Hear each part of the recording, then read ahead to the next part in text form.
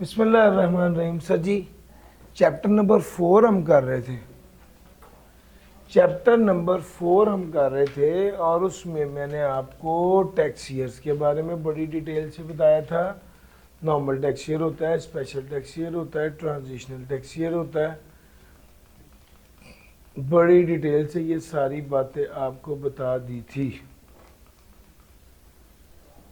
और फिर उसके बाद मैंने आपको इनकम की डेफिनेशन बताई थी। टोटल इनकम क्या होती है, टैक्सेबल इनकम क्या होती है, डिडक्टेबल अलाउंस क्या होता है, किसी हेड ऑफ इनकम में कौन कौन सी चीज़ें आती हैं, ये सारी बातें मैंने आपको बड़ी डिटेल से बता दी थी। एजुकेशनल एक्सपेंस के बारे में काफ़ी डिटेल से डिस्कशन हुई थी।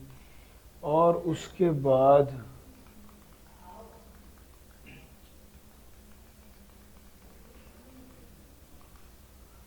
पर्सन की बात कर दी थी। पर्सन, फिर उसके बाद डेफिनेशंस की तरफ आ गए थे। पर्सन की डेफिनेशन, एओपी की, फर्म की, बोर्ड की और कंपनी की, यहाँ तक सारी डेफिनेशन पढ़ा दी थी। सवाल पूछना है तो पूछिए। सर जी, कोई सवाल पूछना चाह रहे हैं तो मैं हाजिर हूँ। कोई सवाल पूछना चाह रहे हैं तो मैं हाजिर हूँ। कोई सवाल नहीं पूछना चाह रहे? चलूँ आगे सर। सर जी, जब कंपनी की डेफिनेशन पढ़ ली तो उसके बाद फौरी तौर पे मैं आपको पढ़ाने लगा हूं पब्लिक कंपनी की डेफिनेशन। बड़ी ध्यान से सुनिएगा। हर वो कंपनी जिसके 50% या उससे ज़्यादा शेयर्स फेडरल या प्रोविंशियल गवर्नमेंट के पास हो तो उसे पब्लिक कंपनी कहते हैं। हर वो कंपनी जिसके 50% या उससे ज़्यादा शेयर फॉरेन गवर्नमेंट के पास हो तो उसे भी पब्लिक कंपनी कहते हैं। हर वो कंपनी जिसके 50% या उससे ज़्यादा शेयर फॉरेन कंपनी के पास हो जो कि held owned by foreign company है, फॉरेन गवर्नमेंट हो। तीसरी बात, हर कंपनी जो लिस्टेड हो on the last day of tax year. चौथी बात। पांचवी बात, यूनिट ट्रस्ट जिसके units widely available to public हो। ये 5 बातें कंपनी की डेफिनेशन में फॉल करती हैं। इसको थोड़ा सा मैं एग्जाम्पलीफाई कर दूं ताकि बातें आप पिक कर लें। अभी तक बात समझ नहीं आ रही है आपको? सर, मैं भी यही चाह रहा हूँ। ज़रा चलो मेरे साथ। एक कंपनी है, उसका नाम है ए लिमिटेड। इसके 50% शेयर पंजाब गवर्नमेंट के पास है। किसके पास है? पंजाब। तो ए लिमिटेड को पब्लिक कंपनी समझा जाएगा। अगर एक कंपनी है बी लिमिटेड, उसके 75% शेयर फेडरल गवर्नमेंट के पास हैं तो उसे पब्लिक कंपनी समझा जाएगा। अगर एक कंपनी है सी लिमिटेड, उसके 55% शेयर ईरानी गवर्नमेंट के पास हैं, यूके गवर्नमेंट के पास हैं, कतर गवर्नमेंट के पास हैं, कुवैत गवर्नमेंट के पास हैं तो उसे पब्लिक कंपनी समझा जाएगा। अगर एक कंपनी है जिसके 50% शेयर्स किसी ऐसी फॉरेन कंपनी के पास है जो wholly owned by foreign government है। सर जी, एक्स कंपनी के 55% शेयर वाई के पास है और वाई के 100% शेयर्स इराकी गवर्नमेंट के पास है तो इसे पब्लिक कंपनी समझा जाएगा। सर समझ आ रहा है? आपके पास प्रैक्टिस क्वेश्चन में एक सवाल है, पास पेपर में भी इस तरह का सवाल आया हुआ है कि भाई आपके पब्लिक कंपनी एक ऐसी कंपनी है, एक एक्स लिमिटेड के पास 55% शेयर्स हैं, एक्स लिमिटेड के 55% शेयर वाई लिमिटेड के पास है जिसके 97% ईरानी गवर्नमेंट के पास है। तो क्या ये पब्लिक कंपनी है? The answer is no. इसे पब्लिक कंपनी नहीं समझा जाएगा।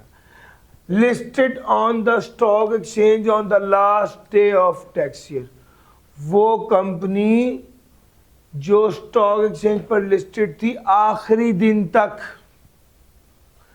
आपका टैक्स ईयर खत्म हुआ 30 जून पर और 30 जून वाले दिन तक अगर वो लिस्टेड रही तो उसे लिस्टेड कंपनी समझा जाएगा। यहां पर एक बड़ी अहम बात है जो आपको समझाना चाह रहा हूं। यहां पर एक बड़ी अहम बात है जो आपको समझाना चाह रहा हूं और वो ये है कि अगर एक कंपनी लिस्टेड थी और 29 जून को डीलिस्ट हो गई तो ये पब्लिक कंपनी नहीं है। और अगर एक कंपनी अनलिस्टेड थी और 29 जून को लिस्ट हो गई, यानी 30 जून वाले दिन वो लिस्टेड थी, तो उससे लिस्टेड पब्लिक कंपनी समझा जाएगा। समझ गए? आ गया। यूनिट ट्रस्ट जिसके units widely available to public है। यूनिट ट्रस्ट जिसके units widely available to public है उसे भी क्या समझा जाएगा? पब्लिक कंपनी समझा जाएगा। यूनिट ट्रस्ट जिसके units widely available to public है तो उसे भी पब्लिक कंपनी समझा जाएगा। 1 2 3 4 5। अब सर यूनिट ट्रस्ट क्या होता है? आओ सर यूनिट ट्रस्ट पहले बता दो। सर जी कंपनी की मलकियत कैसे? एक होती है कंपनी, एक होता है ट्रस्ट। कंपनी की मलकियत पता चलती है शेयर से, यूनिट ट्रस्ट की मलकियत पता चलती है यूनिट से। किसी कंपनी कोई बंदा किसी कंपनी का कितना मालिक है वो कहते हैं ये पता चलेगा उसके पास कितनी शेयर होल्डिंग है। कोई बंदा किसी यूनिट ट्रस्ट का कितना मालिक है वो कैसे पता चलेगा? उसके पास कितनी यूनिट होल्डिंग। सर अगली बात सुनो।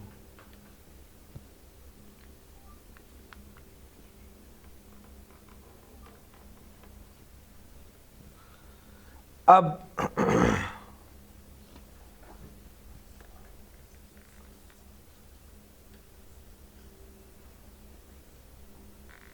अगली बात क्या है? शेयर होल्डिंग और यूनिट होल्डिंग। अगली बात यह है, अगर एक कंपनी पैसे कमाती है तो प्रॉफिट का हिस्सा किसको कितना मिलेगा? जिसके पास जितनी शेयर होल्डिंग होगी। इसी तरह एक यूनिट ट्रस्ट जो पैसे कमाता है तो प्रॉफिट इनकम में कितना हिस्सा होगा? जितनी उसकी यूनिट होल्डिंग होगी। अगर एक कंपनी बंद हो जाती है तो एसेट्स में कितना हिस्सा मिलेगा? जितनी शेयर होल्डिंग होगी। तो यार यही बात है ना। और अगर यूनिट ट्रस्ट बंद हो जाता है तो एसेट्स का कितना हिस्सा मिलेगा? जितनी यूनिट। यार समझ आ रही? ये बात यूनिट ट्रस्ट में लिखी हुई है। Unit trust means any trust under which the beneficial interest are divided into units such that the entitlement of the beneficiaries to income or capital are determined by the number of units held.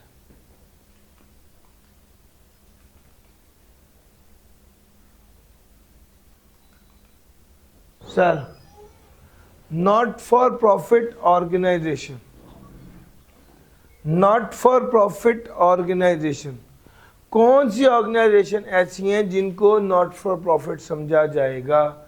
पहली शर्त इसमें 5 बातें हैं total. बात number 1,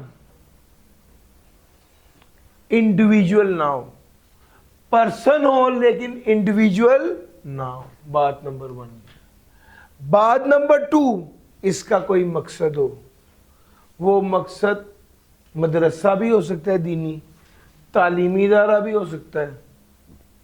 तीसरा, charitable organisation, खैराती इदारा भी हो सकता है, फलाही इदारा भी हो सकता है, तामीराती डेवलपमेंट पर्पस भी हो सकता है, और एमेच्योर स्पोर्ट की प्रमोशन भी हो सकती है। इन मकासद में से कोई मकसद हो। अब यहाँ पे एक सवाल पैदा होता है कि सर ये एमेच्योर क्या होता है? सर जो भी डेवलप ना हो। पाकिस्तान में सिर्फ एक ही स्पोर्ट में चोर है, क्या? क्रिकेट। उसके अलावा बाकी सारे क्या हैं? Amateur sport. एमेच्योर स्पोर्ट की प्रमोशन के लिए कोई बंदा बॉक्सिंग का इदारा बनाता है, टेबल टेनिस का इदारा बनाता है, स्क्वॉश का इदारा बनाता है, इवन हॉकी का इदारा बनाता है, सर नॉट फॉर प्रॉफिट बन जाएगा। क्रिकेट की अकेडमी बनाएगा, वो नॉट फॉर प्रॉफिट नहीं बनेगा। सर इस मकसद के लिए इदारा बनाया हुआ हो, सिर्फ बनाना हो बल्कि क्या हुआ हो?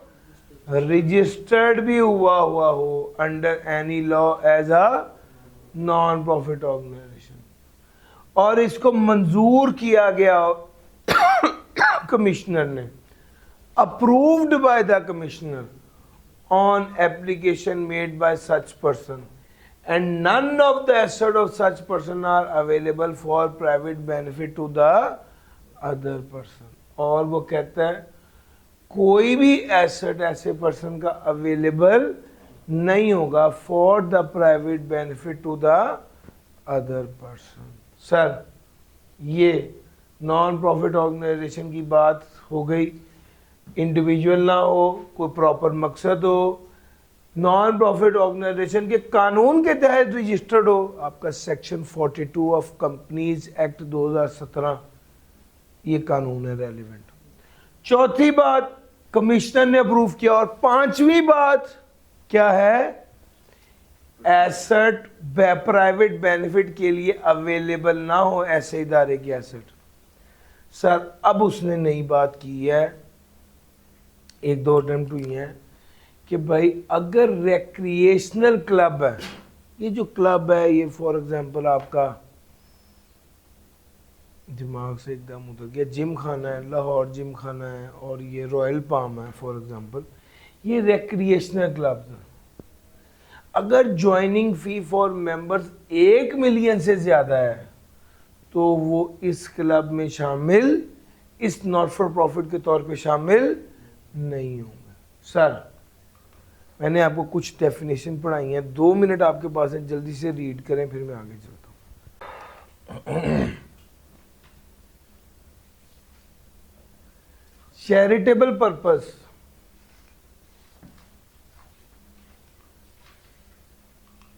पहले मैं टैक्स पेयर की डेफिनेशन, टैक्स पेयर कौन है, उन्होंने कहा 4 बातें। बात नंबर 1, टैक्स पेयर वो है जो अमाउंट डिराइव करता है जो chargeable to tax. Taxpayer वो है जो ऐसी अमाउंट डिराइव करता है जो chargeable to tax. Taxpayer वो है जो रिप्रेजेंटेटिव ऑफ अ पर्सन है who derives an amount chargeable to tax. Taxpayer वो है who is required to deduct और collect tax under the ordinance. और टैक्स पेयर वो है who is required to furnish a return of income और pay tax under income tax ordinance. Sir जो इतने पैसे कमाता हो जो चार्जेबल टू टैक्स हो, या वो खुद अगर नहीं भी कमाता है तो रिप्रेजेंटेटिव हो किसी ऐसे बंदे का जो इतनी इनकम कमाता है जो चार्जेबल टू टैक्स हो। एक बंदा है उसके दादा अबू बड़े पैसे कमाते थे, फोत हो गए, अब वो उसका नुमाइंदा बन गया, ये वाला बंदा भी टैक्स पेयर समझा जाएगा, हालांकि इसकी अपनी इनकम चार्जेबल टू टैक्स नहीं। तीसरा, इज रिक्वायर्ड टू डिडक्ट और कलेक्ट टैक्स। अगर कोई बंदा उससे कहा गया है कि तुम पैसे देते वक्त टैक्स काट के पैसे दो, एसबीआई वाले जब मुझे सैलरी देते हैं ना तो टैक्स काट के सैलरी देते हैं। कल बड़ी डिटेल से कल के लेक्चर में मैंने बताया कि टैक्स काट के सैलरी देने का क्या मतलब है, ठीक है।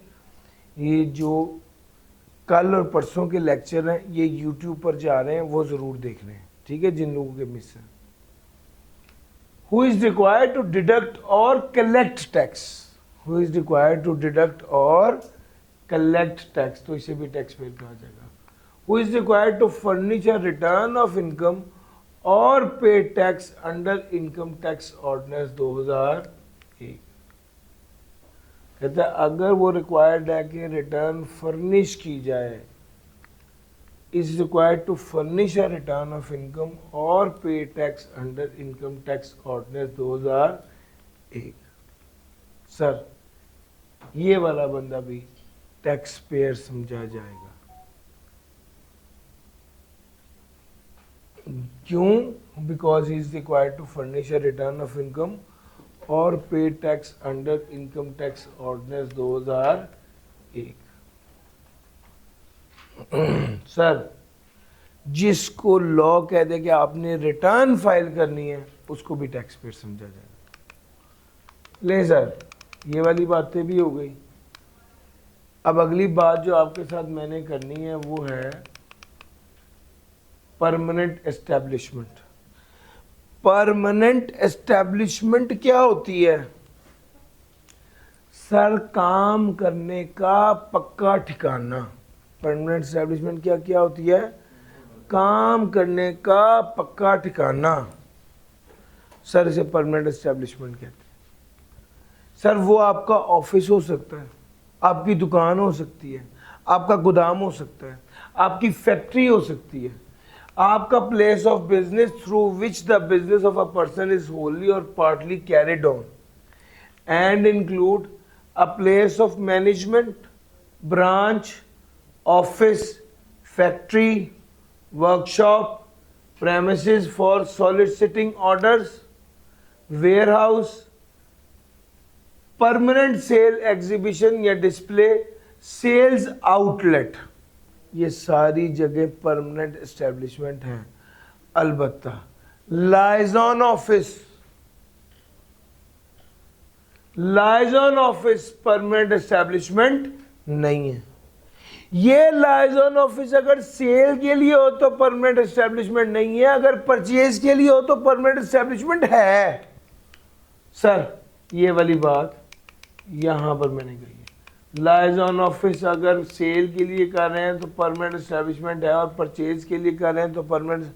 लाइजॉन ऑफिस कहते हैं उस जगह पर जहां पर बैठ जाते हैं लोग मिलकर, ये लाइजॉन ऑफिस कहलाता है। Liaison office permanent establishment, liaison office permanent establishment है अगर वो सेल कॉन्ट्रैक्ट करने के लिए, लेकिन अगर वो परचेज के लिए हो तो परमानेंट एस्टेब्लिशमेंट नहीं। समझ गए सर जी?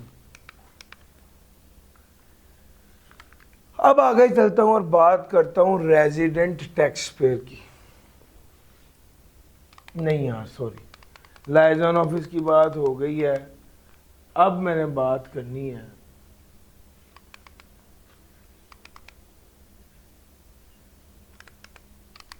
ये पहला बुलेट मैंने अभी आपको पढ़ाया।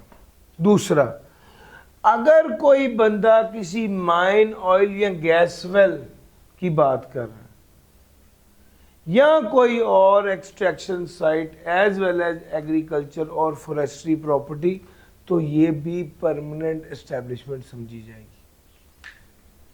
अगर कोई बंदा पाकिस्तान की वेबसाइट पर कोई चीजें बेच रहा है तो भी समझा जाएगा उसकी पाकिस्तान में परमानेंट एस्टेब्लिशमेंट है, यानी उसका पाकिस्तान में पक्का ठिकाना है। अगर वो कोई सुपरवाइजरी एक्टिविटी परफॉर्म कर रहा है और साल में 90 दिन से ज्यादा वो पाकिस्तान में रहता है, तो जहां पर वो सुपरवाइजरी एक्टिविटी परफॉर्म कर रहा है, अगर कोई बंदा सुपरवाइजरी एक्टिविटी परफॉर्म कर रहा है किसी साइट पर 12 माह में 90 दिन से ज्यादा, तो समझा जाएगा कि वो construction site, building site, installation site उसकी परमानेंट एस्टेब्लिशमेंट है। सर, अगर आप इंशाल्लाह आप सीए करते हैं और सीए करने के बाद अपना दफ्तर खोलते हैं, तो ये दफ्तर क्या है? सर, वो आपकी परमानेंट एस्टेब्लिशमेंट। आप खुद काम नहीं करते, आप मुलाजम रखते हैं, उनके जरिए काम करवाते हैं, वो आपकी परमानेंट एस्टेब्लिशमेंट है। तीसरी बात क्या कही? आप कॉन्ट्रैक्टेड पर्सनल के जरिए काम कराते हैं, तो वो भी आपकी परमानेंट एस्टेब्लिशमेंट है। यानी आप मुलाजम भी नहीं रखे हुए, आप काम पकड़ते हैं और किसी दूसरे बंदे से करा लेते हैं काम, तो वो जगह, वो अड्डा आपकी परमानेंट एस्टेब्लिशमेंट है। सर, एजेंट की बात करें, दो तरह के एजेंट हैं। एक एजेंट वो है जो आपसे सामान एक एजेंट वो है जो आपसे सामान ले रहा है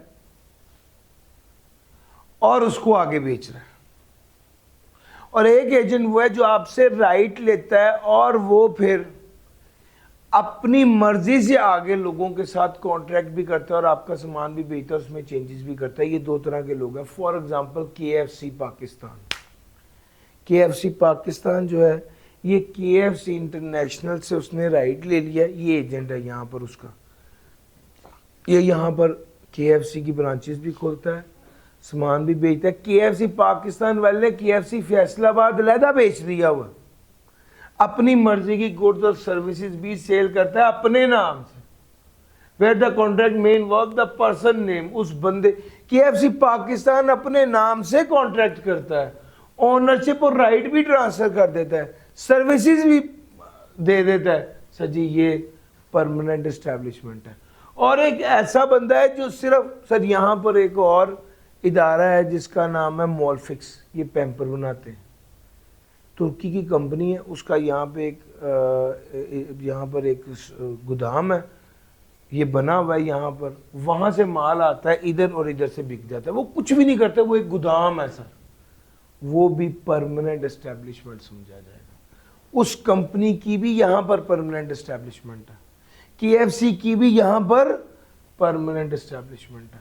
सर जी अगर कोई बंदा मशीनरी इंस्टॉल करता है ताकि इनकम जनरेट कर सके तो ये भी परमानेंट एस्टेब्लिशमेंट। यहाँ पर कैंटीन में एक बंदा बैठा हुआ है, उसने नई मशीन इंस्टॉल करा ली यहाँ पे कॉफ़ी की, और अब ये जगह उसकी permanent establishment. A place where a person conduct business, एक वो जगह जहाँ पर बंदा बिजनेस करता है वो उसकी परमानेंट एस्टेब्लिशमेंट होती है, चाहे वो खुद का बिजनेस कर रहा हो या जहाँ पर उसका एसोसिएट बिजनेस कर रहा है वो उसकी परमानेंट एस्टेब्लिशमेंट होती है। वो कहता है परमानेंट एस्टेब्लिशमेंट उस बंदे की भी हो सकती है और उसके एसोसिएट की भी हो सकती है। फॉर एग्जांपल एक बंदा है, उसकी जूस की फैक्ट्री है, उसने उसके साथ गत्ते की फैक्ट्री भी लगा ली है जिस पे जूस पैक करके बेचता है, तो ये जो कॉम्प्लीमेंट्री फंक्शन करने के लिए आपने फैक्ट्री लगाई है ये भी आपकी परमानेंट एस्टेब्लिशमेंट है।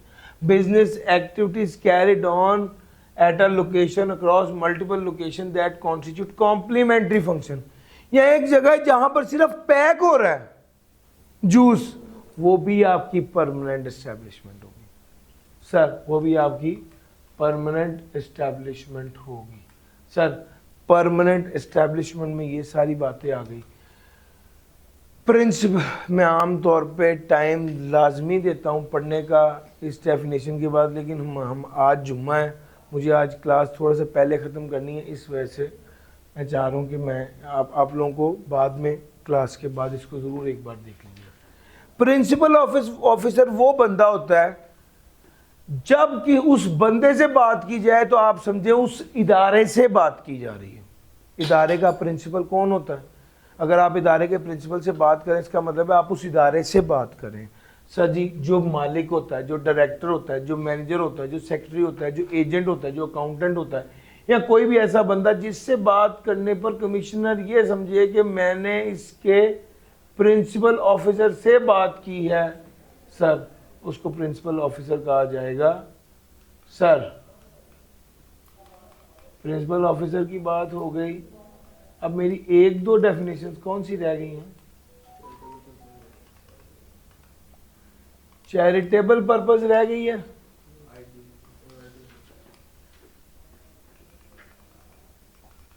चैरिटेबल पर्पस कहाँ गई है यार?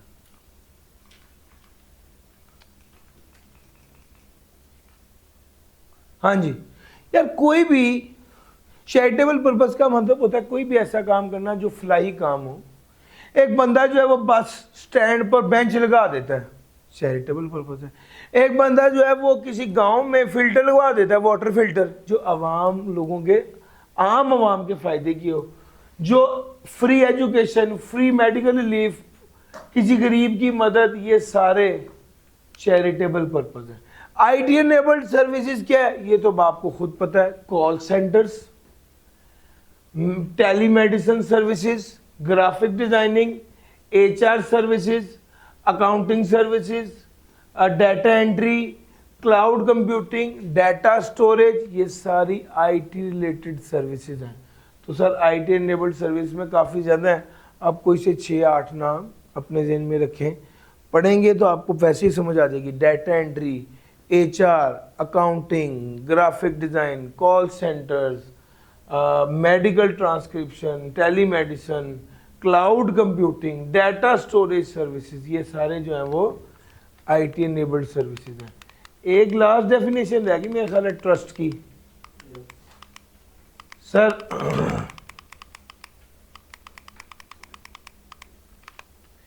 ट्रस्ट क्या है? ट्रस्ट ना असल में एक पूरा कानून है, हमारे स्कोप में नहीं है अभी उसको पूरे को वो करना, लेकिन जितना लिखा हुआ है उसको समझाने के लिए मैं आपको एक एग्जांपल दे देता हूँ। ट्रस्ट बुनियादी तौर पे क्या होता है?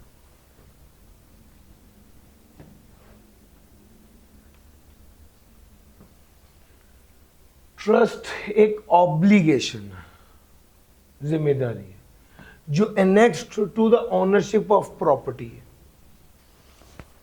ट्रस्ट के अंदर ना 3 पार्टीज होती हैं, एक का नाम होता है ट्रस्टी, एक का नाम होता है बेनिफिशियरी और एक का नाम होता है ऑनर ऑफ ट्रस्ट। ट्रस्टी है, बेनिफिशियरी है और honour of trust.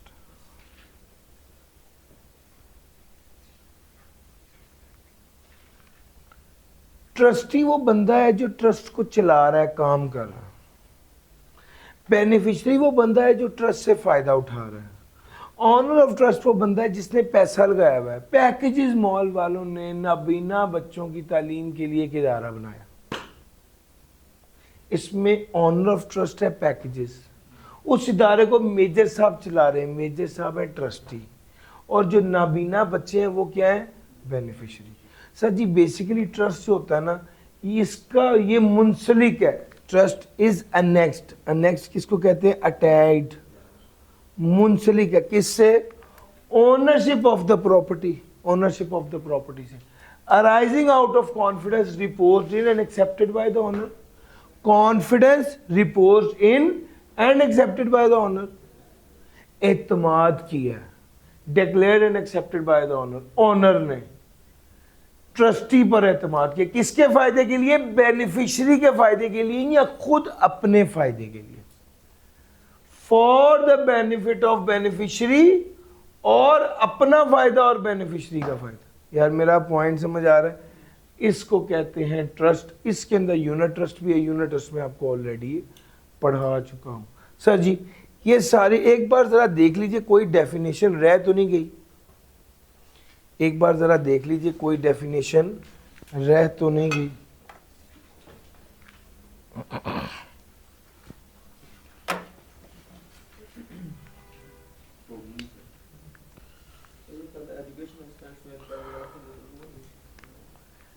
Educational expense. जी भाई, भाई ने सवाल पूछ लिया है और सवाल को बताने के लिए 2-4 मिनट मुझे लग जाएंगे, लेकिन अब वो सुन लीजिए।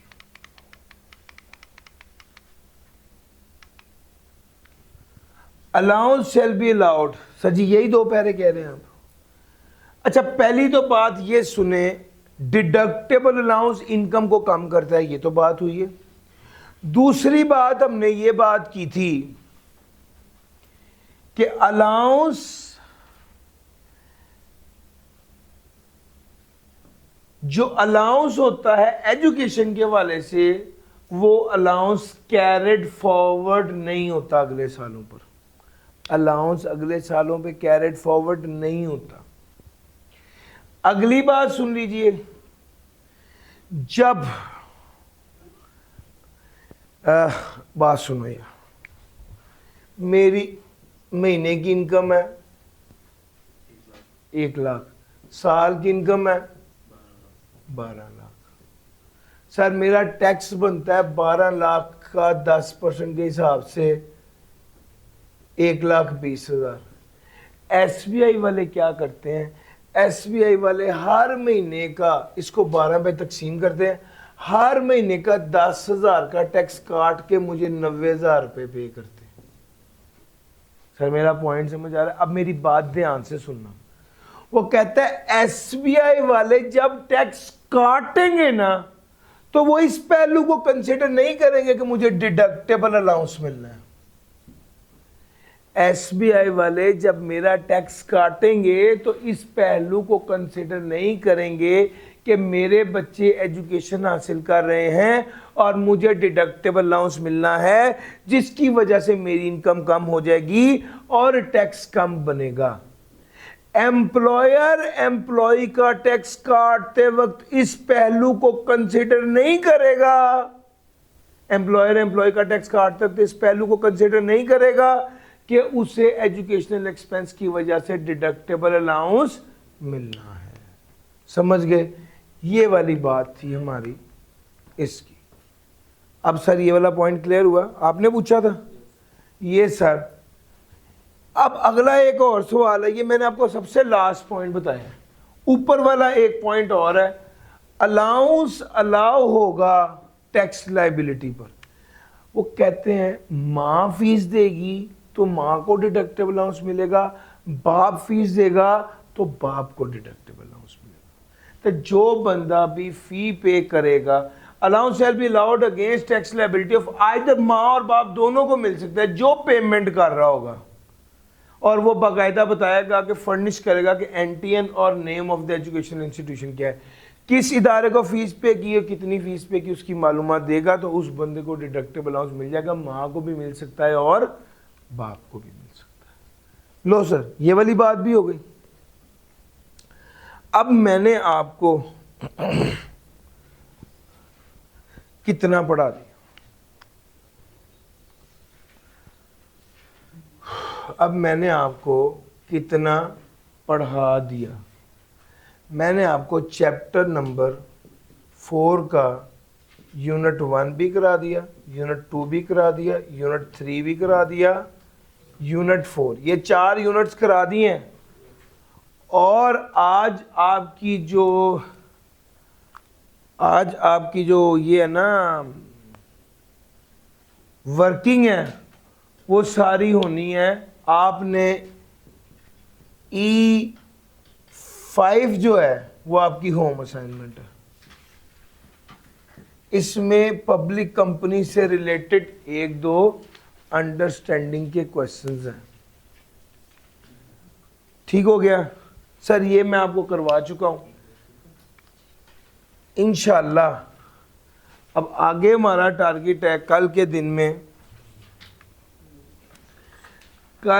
में मैंने करवाना है रेजिडेंट पर्सन।